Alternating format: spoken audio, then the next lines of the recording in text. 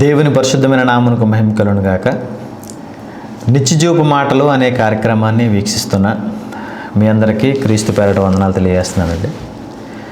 గతించిన వారం క్రీస్తు పుట్టుక యొక్క పరమార్థాన్ని మొదటి భాగాన్ని నేర్చుకున్నాము. క్రీస్తు పుట్టుక పరమార్థం రెండో భాగాన్ని ఈరోజు మనం ధ్యానం చేసుకుందామండి. చిన్న ప్రార్థన చేసుకుందాం. క్రీస్తు యేసులో మిక్కిలిగా ప్రేమించిన మా కన్న తండ్రి, మీ ఘనమైన నామమును బట్టి వేలాది స్తుతులు స్తోత్రాలు తెలియజేస్తున్నాం ప్రభా. క్రీస్తు పుట్టుక పరమార్థాన్ని ప్రభా మేము గతించిన వారం తెలుసుకున్నాం. మరికొన్ని విషయాలు ప్రభా ఇక సమయంలో మేము ధ్యానం చేసుకుని చుట్టూగా టీవీ ముందు కూర్చుని వీక్షిస్తున్న ప్రతి ఒక్కరిని, ప్రతి కుటుంబాన్ని ప్రభా మీరు దీవించండి, ఆశీర్వదించండి.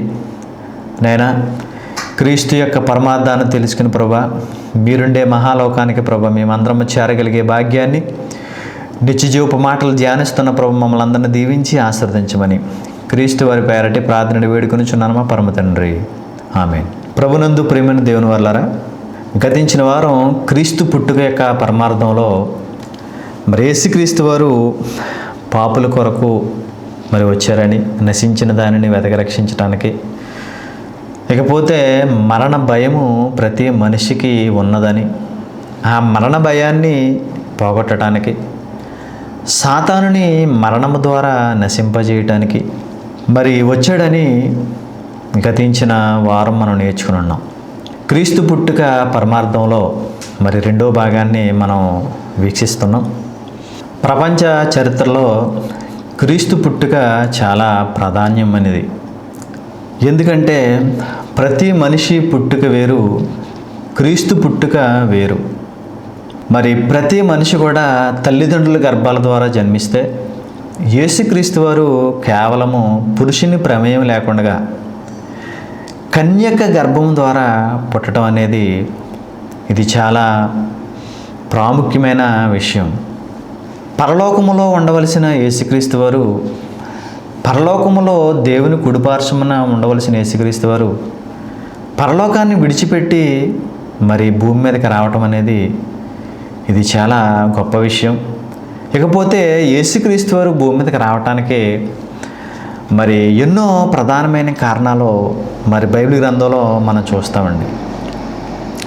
హెబ్రీ పత్రిక 1వ అధ్యాయం 1వ వచనాన్ని మనం పరిశీలించినట్లయితే, పూర్వకాలమందు నానా సమయంలో నానా విధములుగాను ప్రవక్తల ద్వారా మన పితరులతో మాట్లాడిన దేవుడు ఈ దినముల అంతమందు కుమారుని ద్వారా మనతో మాట్లాడెను అని రాయబడిందండి. పూర్వకాలంలో అనగా పూర్వకాలం అంటే క్రీస్తుకి పూర్వం, అంటే యేసుక్రీస్తు వారు మత్తయి సువార్త దగ్గర నుంచి మనకి కనబడతారండి.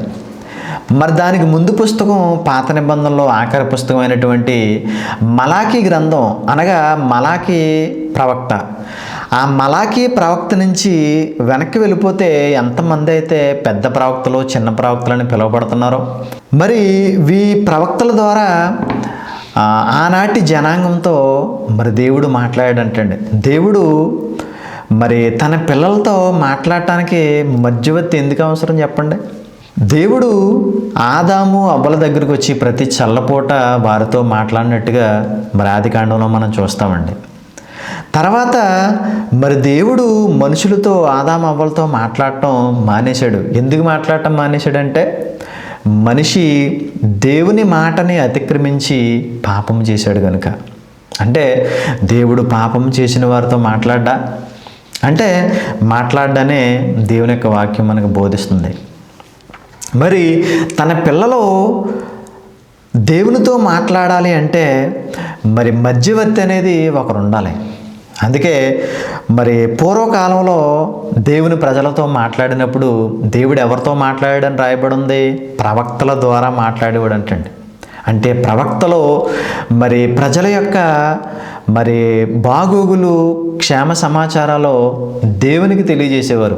అలాగే దేవుడు ప్రవక్తల ద్వారా కూడా తన ప్రజలతో మాట్లాడాడు. పూర్వకాలమందు నానా సమయంలో నానా విధాలుగా ప్రవక్తలతో మాట్లాడిన దేవుడు మరలా ఈ దినముల అంతమందు కుమారుని ద్వారా మనతో మాట్లాడుతున్నాడు అంటండి. యేసుక్రీస్తు వారి ద్వారా మరి ప్రజలతో మాట్లాడటానికి మరి దేవుడే యేసుక్రీస్తు వారిని భూలోకానికి పంపించినట్టుగా మనం చూస్తున్నాం. ఈ దినముల అంతమందు అని వ్రాయబడి ఉందండి. అంటే ఈ దినముల అంతమందు అంటే అంతములో ఉన్నామా? ఈ దినముల అంతము అంటే సృష్టికి దినాలు ఉన్నాయి. ఈ సృష్టికి కొన్ని దినాలు దేవుడు నియమించాడు. ఇప్పటికే యేసుక్రీస్తు వారి లోకానికి రాకమునుపటి వరకు 4000 సంవత్సరాలని, యేసుక్రీస్తు వారు వచ్చిన తర్వాత ఇప్పటికీ 2016 సంవత్సరాలు అయిందని, ఇవన్నీ లెక్కేసుకుంటే సుమారు 6000 సంవత్సరాలు అయిందని, మానవ మనుగడ భూమి మీద ఆరంభించి 6000 సంవత్సరాలు అయిందని బైబిల్ యొక్క గణాంకాలను బట్టి మనం తెలుసుకున్నామండి. అంటే చివరికి వచ్చేసాం. అంటే మనుషులు ఈ సృష్టి నాశనం అయిపోయే దశలోనికి ఈరోజు ప్రపంచం ఉందండి. యేసుక్రీస్తు వారి రెండవ రాకల్లో ఎప్పుడైతే వస్తారో ఆ దినముతో ఈ సర్వ ప్రపంచం అంతా మాడి మసైపోతుంది. ఈ ప్రపంచాన్ని తీసేయడానికి దేవుడు యేసుక్రీస్తు వారిని మళ్ళా రెండవ రాకల్లో పంపుతున్నాడు. అంటే దినాలకి ఏముంది? అంతమున్నదే. అంటే చివరి దినాలలో యేసుక్రీస్తు వారు వచ్చారని అర్థమైంది. చివరి దినాలంటే ఈ సృష్టికి చివరి దినాలు అంటే 2000 సంవత్సరాల క్రితం వచ్చారంటే అంటే ఈ సృష్టికి ఏమొచ్చింది? అంచె దినాలు ప్రారంభమైపోయినాయని బైబిల్ చెప్తుందండి. మనం ఒక మాట చూద్దాం.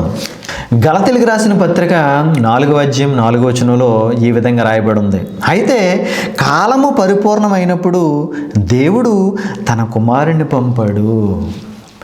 అంటే కాలము పరిపూర్ణమైపోవటం అంటే ఈ సృష్టికి ఇచ్చిన కాలం పరిపూర్ణమైపోయిందా? అంటే దేవుడు ఈ సృష్టికి పెట్టిన కాలము పరిపూర్ణమైపోయిందని మనకు అర్థమవుతుందండి. ఎందుకంటే కాలము పరిపూర్ణమైనప్పుడు దేవుడు తన కుమారుని పంపాడంటండి. ఇంకా ప్రవక్తలను పంపలేదు. ప్రవక్తల్ని ఆఫ్ చేసేసి దేవుడిచ్చిన సమయము, దేవుడిచ్చిన కాలము అయిపోతుంది. ఎందుకంటే మన పిల్లలు స్కూల్కి వెళ్ళిన తర్వాత మరలా సాయంత్రం అయినప్పటికీ మన ఇంటికి వచ్చేయాలి. ఎందుకని? మన పిల్లలు మన దగ్గరే ఉండాలి అనేది ఎంత సత్యమో ఒకసారి ఆలోచించండి. మన పిల్లలు స్కూల్కి వెళ్ళి స్కూల్కి రాకుండా ఫ్రెండ్స్ ఇంటికి వెళ్ళిపోయారనుకో, మరి రాకపోతే మనం ఏం చేస్తాం? కంగారు పడిపోయి స్కూల్ దగ్గర వెళ్ళిపోతాం, ఫోన్లు చేస్తాం. మా అబ్బాయి మీ ఇంటికి వచ్చాడా, మా అమ్మాయి మీ ఇంటికి వచ్చిందా అని తెలిసిన వారు అందరికీ కూడా మనం ఫోన్లు చేసేస్తాం. ఎందుకని? మన పిల్లలంటే అంత ప్రేమ మనకి. అవును, మన పిల్లలు మన దగ్గర ఉండాలి. మన పిల్లలు మన దగ్గర లేకపోతే మనసు అసలు కుదురుండదండి, ఏ పని మీద కూడా ఉండదు. అలాగే మన పిల్లలు మన దగ్గర ఉండకపోతే మనం ఎంత ఆవేదన చెందుతామో. ఆదాము మొదలుకొని భూమి మీద పుట్టే ప్రతి మనిషి కూడా దేవుని పిల్లలే అయినప్పుడు మరి దేవుని పిల్లలతో దేవుడు సంతోషంగా ఉండవసరం లేదా? దేవుడు కూడా తన పిల్లలతో సంతోషించాలనుకుంటున్నాడు. మన పిల్లలతో మనం ఎలాగైతే సంతోషించాలనుకుంటున్నామో దేవుడు కూడా తన పిల్లలతో సంతోషించాలనుకుంటున్నాడు. మరి తన పిల్లలతో సంతోషించాలంటే ఏం చేయాలి? ఈ సృష్టిని అంతటిని తీసివేసి మరలా ఈ మనందరిని కూడా పరలోకం తీసుకుని వెళ్ళాలనే ఆశ, ఆయన మనతో మరి సంతోషించాలనే ఆశ దేవునికి ఉంది. కనుక కాలము పరిపూర్ణమైనప్పుడు దేవుడు తన కుమారుని పంపాడు. ఆయన స్త్రీ యందు పుట్టాడు. అంటే మరి పాత నిబంధన మరి ప్రవక్తల కాలం అయిపోయింది. ఇంకా మళ్ళా ప్రవక్తలను పంపడం. ఒకవేళ ఎవరైనా మేము ప్రవక్తలము అని అన్నారంటే వాళ్ళ అబద్ధ ప్రవక్తలనే చెప్పాలి. ఎందుకంటే పూర్వకాలం ముందు నానా సమయంలో నానా విధాలుగా ప్రవక్తలతో మాట్లాడాడు. మరలా కుమారుడు వచ్చిన తర్వాత మరలా ప్రవక్తలను పంపవలసిన అవసరత దేవునికి లేదు. ప్రవక్తల కాలం అయిపోయింది, యేసుక్రీస్తుని పంపాడు. కనుక మరి ఆయన స్త్రీ యందు పుట్టాడు అని రాయబడి ఉందండి. అంటే కన్య మరియ గర్భాన్ని పుట్టాడు. స్త్రీ యందు పుట్టడం ఏంటి? ఈ మాట కొంచెం ఆలోచించవలసిన విషయం అండి. ఎందుకంటే మత్తయి సువార్త 1వ అధ్యాయం 1వ వచనం నుంచి 16వ వచనం వరకు మనం పరిశీలించినట్లయితే ఒకటో వచనంలో ఈ విధంగా రాయబడి ఉంది. అబ్రహాము కుమారుడగు దావీదు కుమారుడైన యేసుక్రీస్తు వంశావళి. రెండో వచనం, అబ్రహాము ఇస్సాకును కనెను, ఇస్సాకు యాకోబుని కనెను, యాకోబు యోదాను అతని అన్నదమ్ములను కనెను అని రాయబడి ఉందండి. ఇక్కడ ఒకటో వచనం నుంచి 15వ వచనం వరకు మనం పరిశీలించినట్లయితే కనెను కనెను కనెను కనెను అని రాయబడి ఉంటుందండి. అబ్రహాము ఇస్సాకుని కన్నాడంట, ఇస్సాకు యాకోబుని కన్నాడంట, యాకోబు యోదాను కన్నాడంట, అతని అన్నదమ్ములను కన్నాడంటండి అని రాయబడి ఉంది. అంటే అబ్రహాము ఇస్సాకుని కన్నాడు. ఇంతకీ ఇక్కడ ఆలోచించవలసిన విషయం ఏంటంటే, అబ్రహాము కన్నాడా, అబ్రహాము భార్య కన్నదా? అబ్రహాము భార్య కన్నదే అని మనం అంటాం. కానీ వాస్తవానికి బైబిల్ చెప్పింది ఏంటంటే అబ్రహాము కన్నాడు అని రాయబడింది, కన్న తండ్రి. అంటే ఇస్సాకు అబ్రహాములో నుంచి అబ్రహాము భార్య అయిన శారాలోకి వస్తే అప్పుడే శారాలో నుంచి శరీరాన్ని ధరించుకుని మరలా ఇస్సాకు భూమి మీద జన్మించాడు.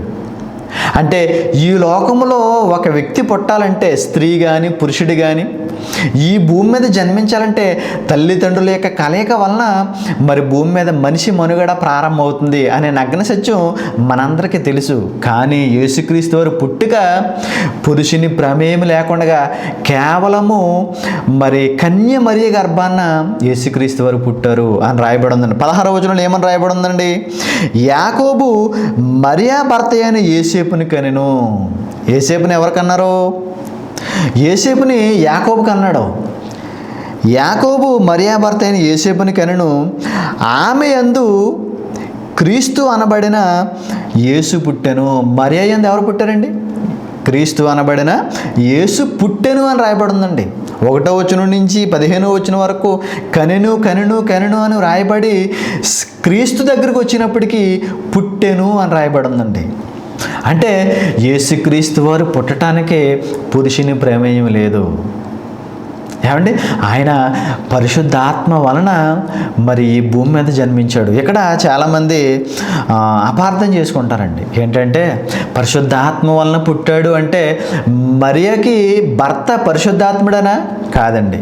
అలాగ అర్థం చేసుకోవటం అపార్థం చేసుకున్నట్టే. ఎందుకంటే మరి యేసుక్రీస్తు వారు ఎవరు అనుకుంటున్నారు? యేసుక్రీస్తు వారు దేవుని శక్తి, దేవుని జ్ఞానము. కొరింథీయులకు రాసిన మొదటి పత్రిక 1:23 వచనంలో ఏమని రాయబడిందంటే ఆఖరి లైన్లో క్రీస్తు దేవుని శక్తి, దేవుని జ్ఞానమునై ఉన్నాడు. ఎందుకంటే క్రీస్తు మరి చాలా పరిశుద్ధమైన వ్యక్తి కదండి, మహాశక్తి అయిన ఈ ప్రపంచాలన్నిటిని కూడా కలిగించటంలో యేసుక్రీస్తు వారి యొక్క ప్రమేయం ఉంది. కలిగి ఉన్నది ఏదియు యేసుక్రీస్తు వారు లేకుండా కలగలేదు. ఏమండి, ఆయన ఎంతో శక్తిమంతుడు. మరి అంత శక్తిమంతుడైన యేసుక్రీస్తు మరి మరియా గర్భంలో ప్రవేశించాలంటే మరి మరియా గర్భం తట్టుకోవాలి కదండి, తట్టుకోవాలి. ఇది మీకు అర్థం అవటానికి పరిశుద్ధాత్ముడు మరియాకి సహాయకరంగా ఉన్నాడు. పరిశుద్ధాత్ముడు మరియ గారికి సహాయంగా ఉన్నాడు. క్రీస్తు ఈ లోకంలో పుట్టడానికి సహాయకరంగా ఉన్నాడు. ఏ విధంగా సహాయకరంగా అనుకుంటున్నారు మీరు? ఇప్పుడు ఉదాహరణకి 1000 ల్యాంప్ ఉంటుందండి. మనం మీటింగ్స్కి ఫంక్షన్స్కి చూస్తుంటాం. 1000 ల్యాంప్కి చిన్న సిల్క్ వైర్ వేస్తే అది ఆగుతుందా? సిల్క్ వైరు వెంటనే కాలిపోతుంది. 1000 ల్యాంప్కి ఏ వైర్ వేయాలి? 320 వైర్ కానీ ఇకపోతే 180 వైర్ కానీ అలా గేజ్ ఎక్కువ ఉన్నది వేయాలి. ఎందుకంటే ఆ 1000 ల్యాంప్కి వెళ్ళే పవరు, ఆ 1000 ల్యాంప్ ఎలగాలంటే కాస్ట్లీ వైర్ ఉండాలి. అలాగే మరియా గర్భము క్రీస్తు దేవుని శక్తి, ప్రపంచాలను కలిగించిన మహాశక్తి, శక్తివంతమైన దేవుని కుమారుడు మరియా గర్భంలో ఒదుగుతున్నాడంటే మరియా గర్భం తట్టుకోగలదా? తట్టుకోలేదు. అందుకని ప్రొటెక్షను పరిశుద్ధాత్ముడు ఉన్నాడని అర్థం. అలా అర్థం చేసుకోవాలి బైబిల్ని. ఈరోజు చాలామంది బైబిల్ని అపార్థం చేసుకుంటున్నారు. బైబిల్ని అర్థం చేసుకోవాలి తప్ప అపార్థం చేసుకోకూడదు. పరిశుద్ధాత్మ సహాయము వలన యేసుక్రీస్తు వారు ఈ భూమి మీద జన్మించాడు అని రాయబడి ఉందండి. ప్రభునందు ప్రియమైన దేవుని వల్లరా, మరి క్రీస్తు యొక్క పుట్టుక యొక్క పరమార్థాన్ని మనం ఆలోచిస్తున్నాం. కాబట్టి దేవుని మాటలో చాలా జాగ్రత్తగానండి. బైబిల్ని అవకాశం ఉన్నప్పుడల్లా కూడా చదువుతూ దేవుని మాటల్ని అర్థం చేసుకోవాలి. చాలామంది వ్యతిరేకవాదులు బైబిల్ని అపార్థం చేసుకున్నారు. బైబిల్లో తప్పులు ఉన్నాయని మరి చాలామంది చదువుతున్నారు. అలాంటి ఆలోచనతో బైబిల్ చదివితే వారికి ఏమర్థమవుతుందని పరమార్థం, క్రీస్తు పుట్టుక పరమార్థం ఏమర్థమవుతుంది? కనుక క్రీస్తు మరి పరిశుద్ధమైన మరి వ్యక్తి. మరి ప్రపంచంలో క్రీస్తు పుట్టుకకు మరి కళంకం తెచ్చే ఏ ఒక్కరిని కూడా మరి దేవుడు సహించడు. దేవునికి విరోధమైన ఏ ఆయుధము కూడా వర్ధిల్లదు అని రాయబడి ఉందండి. దేవుడిచ్చిన సమయము సృష్టికే కాదు, ప్రతి మనిషికి దేవుడు సమయం ఇచ్చాడు. పుట్టుక మరణము మధ్యనున్న ఈ ఆయుష్కాలం దేవుడిచ్చిన సమయం. దేవుడిచ్చిన ఈ సమయంలో మన పుట్టుక యొక్క పరమార్థాన్ని తెలుసుకోవాలి. మనం ఎందుకు పుట్టామో, మనల్ని ఎవరు పుట్టించారో, మనల్ని దేవుడు ఎందుకు పుట్టించాడో అర్థము చేసుకుని, మన కొరకే క్రీస్తు వచ్చాడని అర్థం చేసుకుని, క్రీస్తు పుట్టుక యొక్క పరమార్థాన్ని కూడా తెలుసుకుని, బ్రతికిన జీవితకాలం అంతా కూడా క్రీస్తుని వెంబడిస్తూ, క్రీస్తు కార్యాలలో పాల్పంపులు పంచుకుంటూ క్రీస్తు కొరకు బ్రతిగామా పరలోకం చేరతాము. లేదంటే నిత్యము అగ్నిగుండం, పాతాళం, నిత్యాగ్ని దండన, అక్కడికి వెళ్ళిపోవలసిన భయంకరమైన మరి ప్రమాదంలోకి ప్రతి మనిషి అడుగు పెడుతున్నాడు. ప్రియమైన దేవుని వల్లారా, దేవుని యొక్క వాక్యాన్ని వింటున్న మీరు మరి చాలా జాగ్రత్త పడాలి. ఎందుకంటే భయంకరమైన ప్రమాదంలో ఉన్నాం. ఏ రోజైతే మరణించామో మరి ఆ రోజు పాతాళానికి జారిపోయే ప్రమాదం ఉంది. కనుక దేవుని యొక్క మాటలు యందు లక్ష్యముంచి మరి దేవుని కొరకు ప్రతి ఒక్కరు కూడా సిద్ధపాటు జీవితాన్ని కలిగి ఉండాలి. పూర్వకాలము యొక్క ప్రజలతో, ప్రవక్తలతో ఏ విధంగా అయితే మాట్లాడాడో, మరి ప్రవక్తలు ప్రజల యొక్క మనవల్ని దేవునికి తెలియజేసేవారు. ఎందుకంటే దేవుడు మరి పరిశుద్ధుల మాట వింటాడు, పాపులు మనమే ఆలకింపడంటండి. యోహాను రాసిన సువార్త 9వ అధ్యాయం 31వ వచనంలో దేవుడు పాపుల మనవి ఆలకింపడని ఎరుగుదుము అని రాయబడి ఉందండి. దేవుడు పాపుల మనం ఆలకింపడని ఎరుగుదుము, ఎవడైనను దేవభక్తుడై ఉండి ఆయన చిత్తము చెప్పున జరిగించిన ఎడల ఆయన వాని మనవి ఆలకించునని రాయబడి ఉందండి. దేవుడు పాపుల మనవి ఆలకింపడని ఎరుగుదుము అంటే గతించిన వారం ఎపిసోడ్లో మనం ఏమి నేర్చుకున్నామండి? దేవుడు పాపుల కొరకు వచ్చాడు. మరణ భయము చేత మరి బాధింపబడుతున్న ప్రతి ఒక్కరి యొక్క మరణ భయాన్ని పోగొట్టడానికి వచ్చాడని విన్నాం. ఏమండి, పాపులమైన మన కొరకు యేసుక్రీస్తు వారు వస్తే, పాపి కొరకు యేసుక్రీస్తు వారు రక్తాన్ని కారిస్తే, ఆ రక్తంలో కడగబడి పాపాన్ని విడిచిపెడితే దేవుడు మనమే వింటాడు. అంటే పాపము చేస్తూ ప్రార్థన చేస్తే దేవుడు ఆ మనవి వినడు అని ఖచ్చితంగా వాక్యం చెప్తుందండి. దేవుడు పాపుల మనవి ఆలకింపడని ఎరుగుదుము అంటే పాపం చేస్తూ ప్రార్థన చేస్తే దేవుడు ఎవరి మనవి వినడు. మీరు చూడండి, మీరు ఆలోచించుకోండి ఒకసారి. ఇంతకీ మీ మనవి దేవుని సన్నిధికి ఏ రోజైనా చేరిందా అని మీరు ఎప్పుడైనా ఆలోచించుకున్నారండి? ఉదయం లేచిన దగ్గర నుంచి సాయంత్రం వరకు తప్పుడు ఆలోచనలు, తప్పుడు ప్రవర్తనలు, పాపపు ఆలోచనలు, పాపము యొక్క ఇష్టాన్ని ఏ విధంగా నెరవేర్చుకోవాలి అని ఆలోచిస్తూ పాపపు ఆలోచనలతో మరి బ్రతుకుతున్న మనిషి, క్రైస్తవుడు కానివ్వండి, క్రైస్తవుడు కానివారు కానివ్వండి. ఉదాహరణ మనం క్రైస్తవులనే చూసుకుందాం. అంటే ఏ క్రైస్తవుడు పాపం చేయట్లేదా? పాపం చేస్తున్నారు. బాప్తిసం తీసుకున్న తొలి దినాలలో మరి పాపం చేయకుండా ఉన్నారేమో ఒక వారం రోజులు పరిశుద్ధంగా. అక్కడి నుంచి మరలా పాపం చేసేస్తారు. చాలాసార్లు క్రైస్తవ సంఘంలో ప్రార్థన చేస్తున్నప్పుడు, దేవా నేను పాపిని ప్రభా నన్ను కరుణించండి అని మనము పాపులము అంటూ ప్రార్థన చేస్తామండి మనం. ఇంతకీ బాప్తిసము తీసుకున్న తర్వాత పాపులమా పరిశుద్ధులమా? పరిశుద్ధులము. బాప్తిసం తీసుకున్న తర్వాత పరిశుద్ధులము అంటే ఇక పాపము చేయకుండా ఉండాలి. మరి పాపము చేస్తూ పాపము చేయకుండా ఉంటే నేను పరిశుద్ధంగానే బ్రతుకుతున్నాను అని ప్రార్థన చేస్తాం మనం. కానీ బాప్తిసం తీసుకుని 20 సంవత్సరాలైనా, 30 సంవత్సరాలైనా, 40, 50, 60 సంవత్సరాలు అయినా సరే, దేవా నేను పాపిని ప్రభా నన్ను క్షమించను అంటాం. మరి బాప్తిసం తీసుకుని 60 సంవత్సరాలు అయింది, అంటే మరి బాప్తిసం తీసుకుంటే మరి పాపాలు కడగబడతాయని అంటున్నారు. మరి అంటే బాప్తిసం తీసుకున్నా సరే ఏం చేస్తున్నారు? పాపము మానలేకపోతున్నారు. పాపము మానకపోతే దేవుడు ప్రార్థన ఆలకింపడంటండి. దేవుడు పాపుల మనవి ఆలకింపడని ఎరుగుదుము. ఇకపోతే కీర్తన గ్రంథం 66వ అధ్యాయం 18వ వచనంలో ఏముందో చదువుతున్నాను చూడండి. నా హృదయంలో నేను పాపము లక్ష్యము చేసిన ఎడల ప్రభువు నా మనవి వినకపోవును అని మరి దావీదు గారు మాట్లాడుతున్నారండి. అంటే హృదయంలో పాపాన్ని లక్ష్యం చేస్తే దేవుడు మనవి ఆలకింపడంట. అందుకే దేవునికి నరులకు మధ్యవర్తి ఒక్కడే, ఆయన క్రీస్తు యేసు నరుడు. మన గురించి యేసుక్రీస్తు వారు విజ్ఞాపనలు చేస్తున్నారు. కాబట్టి హృదయం అనేది మారటం అనేది చాలా ప్రాముఖ్యమైనది. క్రీస్తు మరి ఈ లోకానికి ఎందుకు వచ్చారు? మన పాపాలని క్షమించటానికి. అంతే తప్ప ఎప్పుడు పాపం చేస్తూ ఉంటే ఆ చేస్తున్న ప్రతి పాపాన్ని క్షమిస్తాడని కాదండి. పాపాన్ని క్షమించడు. ఇక మీదట పాపము చేయకూడదు. పాపము చేస్తూ గనక ఉంటే దేవుడు మన మనవి ఆలకింపడంట. భూమి మీద ఉన్నప్పుడు పాపం చేస్తున్నప్పుడే మన మనవి ఆలకింపకపోతే మరి పాపం చేస్తూ చనిపోతే మనల్ని పరలోకం ఎలా రాణిస్తాడో ఒకసారి ఆలోచించండి. క్రీస్తు పుట్టుక పరమార్థం ఈరోజు ఎవరు కూడా అర్థం చేసుకోవట్లేదు. క్రీస్తుని చాలా తక్కువగా అంచనా వేస్తున్నారు. ఆనాటి సమాజం కూడా అలాగే అంచనా వేసిందండి.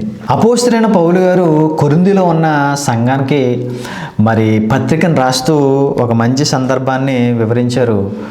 కొరింథీయులకు రాసిన మొదటి పత్రిక 2వ అధ్యాయం 6వ వచనంలో ఈ విధంగా రాయబడి ఉంది. పరిపూర్ణులైన వారి మధ్య జ్ఞానమును బోధించున్నాము, అది ఈ లోక జ్ఞానము కాదు, నిరార్థకులైపోవచ్చున్న ఈ లోకాధికారుల జ్ఞానము కాదు, కానీ దేవుని జ్ఞానము మర్మమైనట్టుగా బోధించున్నాము. ఈ జ్ఞానము మరుగయుండును, జగదోత్పత్తికి ముందుగానే దీనిని దేవుడు మన మహిమ నిమిత్తము నియమించెను. అది లోకాధికారుల్లో ఎవరికి తెలియదు, అది వారికి తెలిసి ఉన్న ఎడల మహిమా స్వరూపియగు ప్రభువుని సిలువ వేయకపోయియుందురు అని రాయబడి ఉందండి. అపోస్తలుడైన పౌలు గారు మరి సామాన్యమైన వ్యక్తి కాదు. మరి ధర్మశాస్త్రాన్ని మరి నిష్ఠాగరిష్ఠులతో మరి నేర్చుకుని ధర్మశాస్త్రంలో ప్రావీణ్యం పొందినవాడు. అంటే ఎంతో జ్ఞానాన్ని నేర్చుకున్నాడండి. అలాంటి పౌలు గారి జ్ఞానము మరి ఏమని బోధిస్తున్నాడంటండి? పరిపూర్ణులైన వారి మధ్య జ్ఞానం బోధిస్తున్నాము, అది ఈ లోక జ్ఞానం కాదు. పౌలు గారు బోధించే జ్ఞానం, బైబిల్ జ్ఞానము ఈ లోకానికి సంబంధించిన జ్ఞానం కాదంటండి. ఏ జ్ఞానం అది? ఈ లోకాధికారులు ఎవరికి తెలియదు, దేవుని జ్ఞానము మర్మమైనట్టుగా బోధించుచున్నాము. ఈ జ్ఞానము మరుగున పడిపోయింది. క్రీస్తు దేవుని శక్తి, దేవుని జ్ఞానం. యేసుక్రీస్తు వారు ఈ లోకానికి ఎందుకు వచ్చారో ఆనాటి మరి సమాజానికి అర్థం అవ్వలేదండి. ఒకవేళ యేసుక్రీస్తు వారు ఎందుకు పుట్టారో వారికి అర్థమైతే మహిమా స్వరూపియగు యేసుక్రీస్తుని సిలువ వేయకపోయి ఉంటారంటండి. ఇంతకీ యేసుక్రీస్తు వారిని సిలువ వేశారు అంటే ఎందుకు సిలువ వేశారు? యేసుక్రీస్తు వారి ఈ లోకంలోనికి ఎందుకు వచ్చాడో అనే విషయం ఆనాటి సమాజం అర్థం చేసుకోలేకపోయింది. ఈరోజు మరి ప్రతి క్రైస్తవుడు కూడా, ప్రతి ఒక్కరు కూడా ప్రభువుని సిలువేస్తున్నట్టుగానే బైబిల్ చెప్తుందండి. బహాటంగా ఆయన అవమానపరుస్తున్నారంటండి. హెబ్రీ పత్రిక 6వ అధ్యాయం 4వ వచనంలో, ఒకసారి వెలిగింపబడి పరలోక సంబంధమైన వరమును రుచి చూచి పరిశుద్ధాత్మలో పాలివారై దేవుని దివ్యవాక్యమును రాబో యుగ సంబంధమైన శక్తుల ప్రభావం అనుభవించిన తరువాత తప్పిపోయిన వారు తమ విషయంలో దేవుని కుమారుని మరలా సిలువేచు బాహాటంగా ఆయనను అవమానపరుస్తున్నారు అని రాయబడి ఉందండి. ఒకసారి వెలిగించబడి అంటే బాప్తిసం తీసుకుని మరి దేవుని సందులోకి వచ్చిన తర్వాత మరలా పాపం చేస్తుంటే నువ్వు మరలా సిలువేస్తున్నట్టేనంటండి. ఆనాటి సమాజానికి క్రీస్తు విలువ ఎలాగైతే అర్థం కాలేదో ఈనాటి సమాజానికి కూడా క్రీస్తు పుట్టుకలు, క్రిస్మస్లు ఎన్నో చేసుకుంటున్నారు. ఎన్నో సంవత్సరాలు మరి దొర్లిపోయిన క్రిస్మస్లు చేసుకుంటూ, కానీ పాపాన్ని విడిచిపెట్టట్లేదు, క్రీస్తు పుట్టాడని పండగ చేసుకుంటున్నామే తప్ప, పిండి వంటలు వండుకుంటున్నామే తప్ప, అనేకమైన ప్రోగ్రామ్స్ ఏర్పాటు చేసుకుంటున్నామే తప్ప, కొత్త బట్టలు కుట్టించుకుంటున్నాం. కానీ క్రీస్తు పుట్టుకకు పరమార్థం తెలుసుకుని, క్రీస్తు నా కొరకే ఈ లోకానికి వచ్చాడు, నేను పాపం చేశాను, నా పాపానికి శిక్ష యేసుక్రీస్తు వారు అనుభవించారు కలువరి సిలువలో, కాబట్టి నేను చేసిన పాపానికి యేసుక్రీస్తు వారు శిక్ష అనుభవించారు, ఇక మీదట నేను పాపం చేయకూడదు, క్రీస్తు కొరకు బ్రతకాలి. క్రీస్తు యొక్క పుట్టుకను అనేక మందికి చెప్పి అనేక మందిని దేవునిలోకి నడిపించాలనే బాధ్యత, భారము మనందరి మీద ఉండాలండి. ఏమంటే మనము ఈ లోకంలో క్రీస్తు కొరకు మంచి త్యాగం, మంచి సేవ చేసామనుకోండి, క్రీస్తు మరలా రెండవ రాకల్లో వచ్చిన తర్వాత మనల్ని సంతోషంతో పరలోకానికి తీసుకుని వెళ్ళటానికి అవకాశం ఉంటుంది. మరణ భయాన్ని పోగొట్టడానికి వచ్చాడు. క్రైస్తవునికి మరణ భయం ఉండకూడదు, ఎందుకంటే మనము చనిపోయిన తర్వాత పరలోకానికి వెళ్ళిపోతాం. పరలోకానికి వెళ్ళిపోవాలి అంటే క్రీస్తు కొరకు లోకంలో బ్రతకాలి, పాపము చేయకూడదు. పాపులను రక్షించడానికి యేసుక్రీస్తు వారు వచ్చారు కనుక మనల్ని రక్షించాడు. పాపం చేస్తున్న మనల్ని రక్షించాడు. ఇక మీదట పాపము చేయకుండా క్రీస్తుకి సంతోషకరమైన జీవితాన్ని మరి జీవించి దేవుడుండే మహాలోకానికి ప్రతి ఒక్కరూ చేరుకుంటారని ఈ మాటలు చెప్పి ముగిస్తున్నాను. చెప్పని కొన్ని మాటలు దేవుడు దీవించిన గాక. చిన్న ప్రార్థన చేసుకుందాం. క్రీస్తు యేసులో మిక్కిలిగా ప్రేమించిన మా కన్న తండ్రి, మీ ఘనమైన నామను బట్టి వేలాది స్తుతులు స్తోత్రాలు తెలియజేస్తున్నాం ప్రభా. మాకిచ్చిన ఆయుష్కాలంలో ప్రభా ఎన్నో సంవత్సరాలనైనా దొరికిపోయినాయి ప్రభా. ఈ 2016 సంవత్సరం ప్రభా డిసెంబర్ నెల ఆఖరి వారంలో తండ్రి మేమందరం ఉన్నాం ప్రభా. మాకు ఇచ్చిన ఆయుష్కాలంతో పాటు ఈ సృష్టికి ఇచ్చిన ఆయుష్కాలం కూడా అయిపోతుంది తండ్రి. క్రీస్తు మరలా రెండవ రాకల్లో రావటానికి సిద్ధంగా ఉన్న తండ్రి, ఇంకానైనా చేసిన పాపాలను ప్రభా అనేక మంది ప్రభా విడిచిపెట్టకుండా ఇంకా నేను లోకంలో ఉన్న వాటిని ఆశిస్తూ అనుభవిస్తూ క్రీస్తు పుట్టుక పరమార్థాన్ని కానీ మనిషి పుట్టుక యొక్క పరమార్థాన్ని కానీ తండ్రి ఎవరో ఎరుగుకుండా కానీ ప్రభా తమ జీవితంలో యొక్క దినాలు ప్రభా నీడవలేనైనా గడిపేస్తున్నట్టుగా ప్రభా మీ యొక్క వాక్యం ప్రభా మీరు మాకు కొరకు తెలియజేశారు తండ్రి. టీవీ ముందు కూర్చొని వీక్షిస్తున్నాను ఆయన ప్రతి కుటుంబాన్ని ప్రతి ఒక్కరిని మీరు దీవించండి, ఆశీర్వదించమని ప్రార్థన చేయించున్నాం ప్రభా. మా ఆయుష్కాలంలో ప్రభా మేము ఇంకా ఎన్ని దినాలు బ్రతుకుంటామో మాకైతే తెలియదు తండ్రి. ఉన్న దినాలలో ప్రభా మేము మీ పని చేస్తూ ప్రభా మీరుండే మహాలోకానికి ప్రభా మేము చేరుకునే భాగ్యాన్ని దయచేయండి. మా ద్వారా ప్రభా మరలా మేము నాయన క్రీస్తుని నాయన బాహాటంగా ప్రభా అవమానపరిచే కార్యక్రమాలు ప్రభా ఏమి చేయకుండా ప్రతి ఒక్కరు కూడా ప్రభా ప్రతి ఒక్కరు తండ్రి క్రీస్తుని గణపరిచే కార్యక్రమాలు ప్రభా అనేక మంది చేయడానికి మీ సహాయాన్ని అనుగ్రహించమని, మీ చిత్తమైతే మీ కుమారుడని రాక మరొకసారి ఆలస్యమైతే మేము సజ్జులుగా ఉంటే తండ్రి 2017 సంవత్సరంలో ప్రభా మీ యొక్క సువార్త భారాన్ని ప్రభావ మీదేసుకుని ప్రభా మీ కొరకు జీవించే కృపను ధన్యతను నీ బిడ్డలమైన మాకు అందరికీ ప్రసాదింపచేయమని యేసుక్రీస్తు వారి పేరిటి ప్రార్థన వేడుకొనుచున్నాను మా పరమ తండ్రి. ఆమెన్. మన తండ్రి దేవుని ప్రేమయు కుమారుడైన యేసుక్రీస్తు వారి కృపయు పరిశుద్ధాత్మ దేవుని అన్యోన్య సహవాసము సమాధానము మనకును లోకం నుండి సకల పరిశుద్ధులకు ప్రభాతం సదాకాలము తోడేండి నడిపించును. ఆమెన్. అందరికీ వందనాలండి.